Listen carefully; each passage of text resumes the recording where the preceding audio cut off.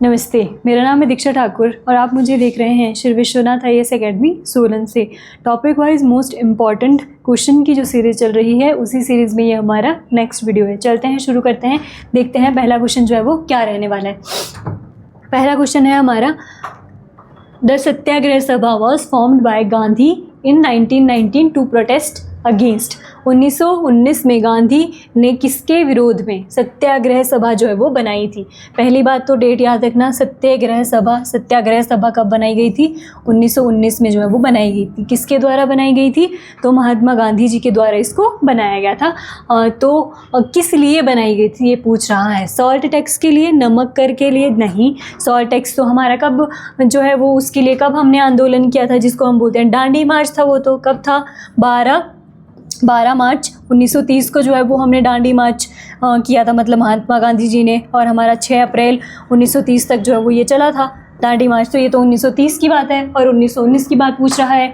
जलियांवाला बाग जो है वो मैसेकर उसके लिए बनाया था, या फिर रॉलेट एक्ट के विरोध में, या प्रेस सेंसरशिप के विरोध में? तो वो बनाई थी रॉलेट एक्ट के विरोध में। ऑप्शन सी इसका हमारा कैसा हो जाएगा?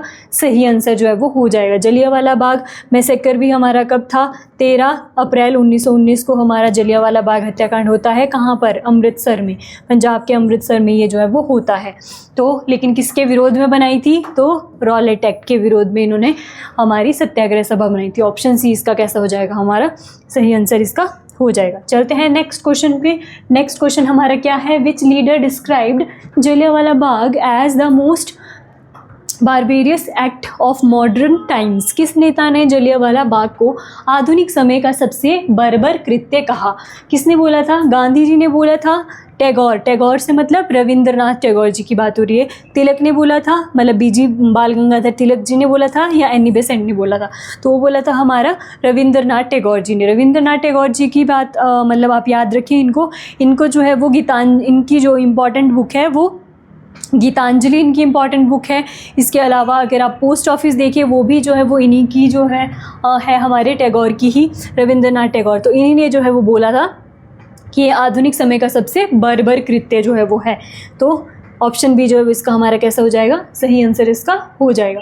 चलते हैं नेक्स्ट क्वेश्चन पे। The main architect of the government of India act of 1919 Montagu Chelmsford reforms was. 1919 के भारत सरकार अधिनियम मॉन्टेग्यू चैम्सफोर्ड सुधार का मुख्य निर्माता कौन था? लॉर्ड हार्डिंग था, एडविन मॉन्टेग्यू था, लॉर्ड मिंटो था, या लॉर्ड इरविन था? नाम भी दिया है ऊपर और नीचे इसका आंसर भी पूछा है। तो एडविन मॉन्टेग्यू जो है वो इसमें था। इसमें क्या किया गया था? जो हमारे प्रोविंसेस थे उनके सब्जेक्ट्स को 2 में डिवाइड कर दिया गया था। यानी कि प्रोविंसेस में हमारी डयार्की मतलब द्वैध शासन जो है वो लगा दिया था। द्वैध शासन मतलब शासन का 2 में डिवाइड होना, जिसमें 2 सब्जेक्ट्स में चीज़ें डिवाइड हो गई थी। एक था ट्रांसफ़र सब्जेक्ट और एक थे हमारे रिजर्व सब्जेक्ट। ट्रांसफ़र सब्जेक्ट में अगर आप देखो तो हमारा एजुकेशन था, और हमारा जो है वो स्वच्छता भी आप ले लो, वो भी जो है इसमें ही था ट्रांसफर्ड वाले में। और जो रिज़र्व करके रखे थे उन्होंने अपने पास, यानी कि जो ब्रिटिश गवर्नमेंट के पास थे वो थे हमारे पुलिस, और हमारा टैक्स कलेक्शन का जो सिस्टम था वो हमारे ब्रिटिशर्स के पास ही जो है वो हुआ करता था। तो ऑप्शन बी जो है वो इसका हमारा कैसे हो जाएगा? सही आंसर हो जाएगा। लॉर्ड मिंटो की बात करें तो मॉर्ले मिंटो रिफॉर्म्स हमारा कब आया था? 1909 में जो है वो हमारा मॉर्ले मिंटो रिफॉर्म्स जो है वो आया था। अगर हम देखें तो इसमें क्या किया गया था मॉर्ले मिंटो रिफॉर्म्स में? 1909 वाले में इसमें क्या किया था? सेपरेट इलेक्टोरेट की बात की गई थी, मुस्लिम्स के लिए जो है वो किया गया था। लॉर्ड हार्डिंग की बात करें, और लॉर्ड हार्डिंग में भी स्पेशली लॉर्ड हार्डिंग 2 बहुत इंपॉर्टेंट है। क्यों? क्योंकि यहाँ पर क्या हुआ था 1911 में जो बंगाल डिवाइडेशन हुआ था हमारा, उसको जो है वो कैंसिल कर दिया गया था 1911 में। और जो हमारी इंडिया की कैपिटल हुआ करती थी पहले, वो कोलकाता हुआ करती थी, और कोलकाता से कैपिटल को शिफ्ट करके दिल्ली जो है वो कब लाया गया था? 1911 में जो है वो लाया गया था। और उस टाइम पे हमारे गवर्नर जनरल कौन थे? लॉर्ड हार्डिंग 2 ही जो है वो हमारे गवर्नर जनरल उस टाइम पर हुआ करते थे। तो सही ऑप्शन इसका ऑप्शन बी जो है वो हमारा हो जाएगा। चलते हैं नेक्स्ट पे। नेक्स्ट जो है वो क्या बोल रहा है? विच की national leaders अरेस्ट्स on 10 April 1919 triggered wide spread protest in Punjab. 10 अप्रैल 1919 को किस प्रमुख राष्ट्रीय नेता की गिरफ्तारी ने पंजाब में व्यापक विरोध को जन्म दिया? कौन था जिनकी मतलब जिनको जेल में डाला गया था?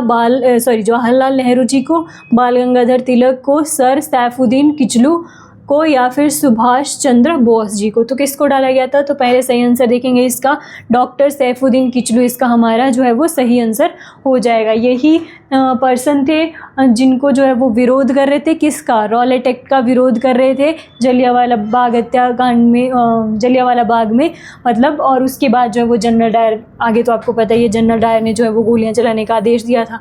तो ये सही ऑप्शन सी जो है वो इसका हमारा सही आंसर हो जाएगा। जवाहरलाल नेहरू जी की बात करें तो जवाहरलाल नेहरू जी ने हमारा क्या किया था? जो लाहौर सेशन था, Lahore currently in Pakistan, Lahore session of Congress जो है वो था, उसको जो है वो हेड किया था किसने? जवाहरलाल नेहरू जी ने। और जवाहरलाल नेहरू जी के टाइम जो है वो क्या हुआ था? फुल इंडिपेंडेंस, पूर्ण स्वराज की जो है वो मांग की गई थी कांग्रेस के मंच से। जवाहरलाल नेहरू जी की अगर हम बुक की बात करें तो डिस्कवरी ऑफ इंडिया जो है वो बहुत इंपॉर्टेंट बुक है, किसकी? जवाहरलाल नेहरू जी की। जवाहरलाल नेहरू जी कौन है? जो हमारे देश के सबसे लंबे समय तक रहने वाले प्राइम मिनिस्टर हैं। लगभग 17 साल जो है वो हमारे देश के प्राइम मिनिस्टर ऑफ इंडिया जो है वो रहे हैं। सुभाष चंद्र बोस जी की बात करें तो सुभाष चंद्र बोस जी जो है वो हमारे 1939 में जो है वो कौन सी पार्टी? फॉरवर्ड ब्लॉक नाम से एक नई पार्टी जो है वो बनाते हैं, कांग्रेस को छोड़ देते हैं और अपनी पार्टी जो है वो बनाते हैं। अगर हम इनकी बुक की बात करें तो वो है हमारी इंडियन स्ट्रगल जो है वो इम्पॉर्टेंट बुक है, किसकी? सुभाष चंद्र बोस जी की जो है वो बुक है। तो ऑप्शन सी जो है वो इसमें हमारा कैसा हो जाएगा? सही आंसर इसका हो जाएगा। चलते हैं नेक्स्ट क्वेश्चन पे। नेक्स्ट क्वेश्चन क्या बोल रहा है? The Jallianwala Bagh incident directly contributed to which major transformation in Gandhi's political strategy? Jallianwala Bagh घटना ने गांधी की रणनीति में किस बड़े परिवर्तन को सीधे प्रेरित किया? किसको किया था? Shift to complete swaraj as ultimate goal, या फिर एंडिंग नॉन कॉपरेशन मूवमेंट को, या एस्टेब्लिशिंग द एनआईए को, या फिर एक्सेप्टेंस ऑफ डोमिनियन स्टेटस? क्या डोमिनियन स्टेटस को उन्होंने एक्सेप्ट कर लिया था? तो क्या बोला था उन्होंने? तो ये है हमारा option A, shift to complete swaraj as ultimate goal. Swaraj का जो है वो उन्होंने अपना अंतिम लक्ष्य बना लिया था। तो यही था हमारा जलियांवाला बाग हत्याकांड के, उन्होंने बोला था कि स्वराज, अब जो है वो हमें स्वराज चाहिए, Swaraj is the ultimate goal. यही इसका जो है वो परिणाम हुआ था। Ending of non cooperation movement कैसे हुआ था? On ending of non cooperation कैसे हुआ था? 1922 में क्या हुआ था हमारा? चोरा चोरी इंसिडेंट होता है 1922 में, जिसके बाद जो है वो क्या करते हैं? महात्मा गांधी जी जो नॉन कॉपरेशन मूवमेंट उन्होंने 1920 में शुरू किया था उसको जो है वो वापस ले लेते हैं, ख़त्म कर देते हैं। ठीक है, तो ऑप्शन ए इसमें कैसा हो जाएगा? हमारा सही आंसर इसका हो जाएगा। चलते हैं नेक्स्ट पे। नेक्स्ट जो है वो क्या बोल रहा है? नेक्स्ट क्वेश्चन है, which British committee was appointed in 1919 to investigate the massacre मतलब जलियांवाला बाग हत्याकांड।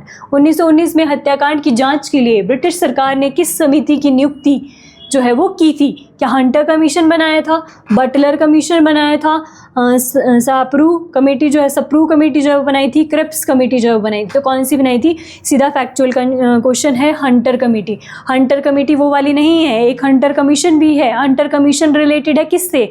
एजुकेशन से रिलेटेड एक कमेटी है, वो आगे हम पढ़ेंगे। लेकिन जो हमारा हंटर कमेटी थी वो किसके लिए बनाई गई थी? जो हमारा जलियांवाला बाग हत्याकांड हुआ था, उस हत्याकांड के बाद लोगों में गुस्सा इतना ज़्यादा बढ़ गया था कि उनको एक कमेटी बनानी पड़ी कि आखिरकार जो है वो हुआ क्या था, कितने लोग मरे थे। इसने जब रिपोर्ट भी दी थी तो उसमें पूरा डाटा जो है वो इसने दिया था, हालांकि गलत ही दिया था कि इतने ही लोग मरे थे, लोग बहुत ज़्यादा जो है वो उस टाइम पे मरे थे।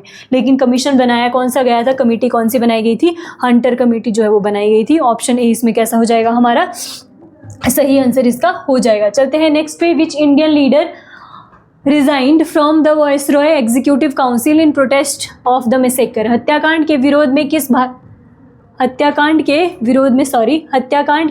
में किस भारतीय नेता ने वायसरॉय की कार्यकारिणी परिषद से इस्तीफा दे दिया था? गोपाल कृष्ण गोखले ने, मतलब पर्सन हुआ करते थे जो एग्जीक्यूटिव काउंसिल हुआ करती थी ब्रिटिशर्स की, उसमें से जब जलियांवाला बाग हत्याकांड हो गया था तो उन्होंने उस काउंसिल से रिज़ाइन कर दिया था। वो पर्सन कौन थे?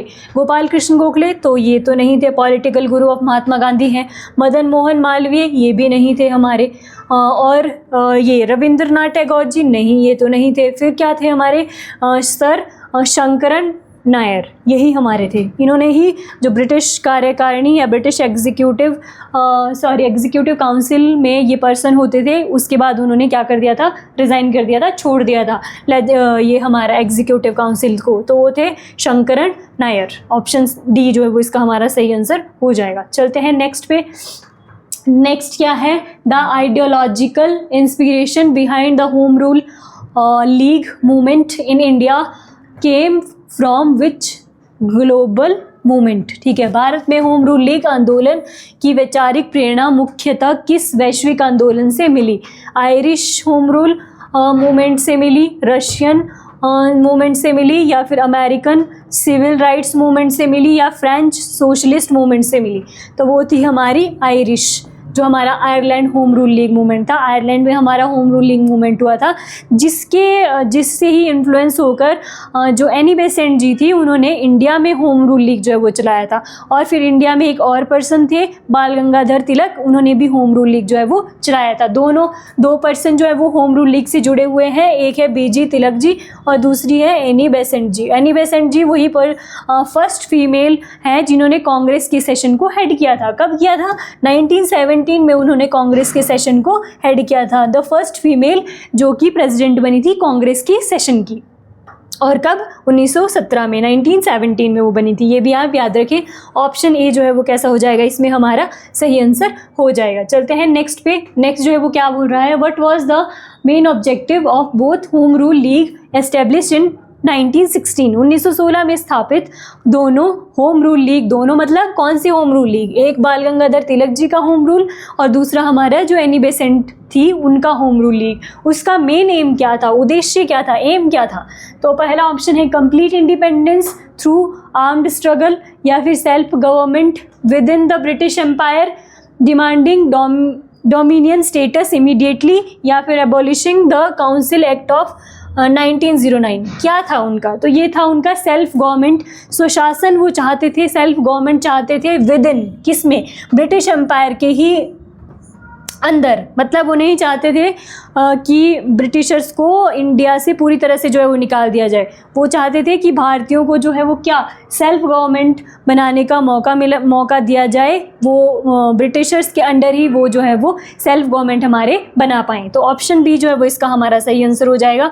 ऑप्शन बी जो है वो इसमें सही आंसर है। चलते हैं नेक्स्ट क्वेश्चन पे। नेक्स्ट क्वेश्चन हमारा क्या बोल रहा है? नेक्स्ट क्वेश्चन है which region was the main sphere of influence of Tilak home rule? Tilak की होम रूल लीग का मुख्य प्रभाव क्षेत्र कौन सा था? मद्रास प्रेसिडेंसी, या Bombay presidency, central provinces and Karnataka, United provinces, या बंगाल एंड असम? कहाँ पे? मतलब मैंने आपको बताया दो तरह के होम रूल जो है वो शुरू किए गए थे, एक एनी बेसेंट जी के द्वारा और एक हमारा बाल गंगाधर तिलक के द्वारा। तो जो बाल गंगाधर तिलक जी ने कौन से एरिया को कवर किया था? तो ऑप्शन बी जो है वो इसका सही आंसर हो जाएगा। बॉम्बे प्रेसिडेंसी को उन्होंने कवर किया था, सेंट्रल प्रोविंसेस भी उसमें जो है वो शामिल था, और कर्नाटका वाला रीजन वो जो है वो वहाँ पे था। कौन मतलब जो बाल गंगाधर तिलक जी द्वारा चलाया गया होम रूल लीग था। अगर हम मद्रास प्रेसिडेंसी की बात करें तो यहाँ पे एनी बेसेंट जी के द्वारा जो चलाया गया हमारा होम रूल लीग था, उसकी डोमिनेंस जो है वो ज़्यादा थी। तो ऑप्शन बी जो है वो इसमें कैसा हो जाएगा? हमारा सही आंसर इसका ऑप्शन बी जो है वो रहेगा। तो ये थे आज की वीडियो के मोस्ट इम्पॉर्टेंट क्वेश्चंस। अगर आपको इसका पीडीएफ चाहिए तो हमारे टेलीग्राम चैनल से आप इसका पीडीएफ डाउनलोड कर सकते हो। मिलते हैं आपसे नेक्स्ट वीडियो में, तब तक के लिए धन्यवाद। जय हिंद।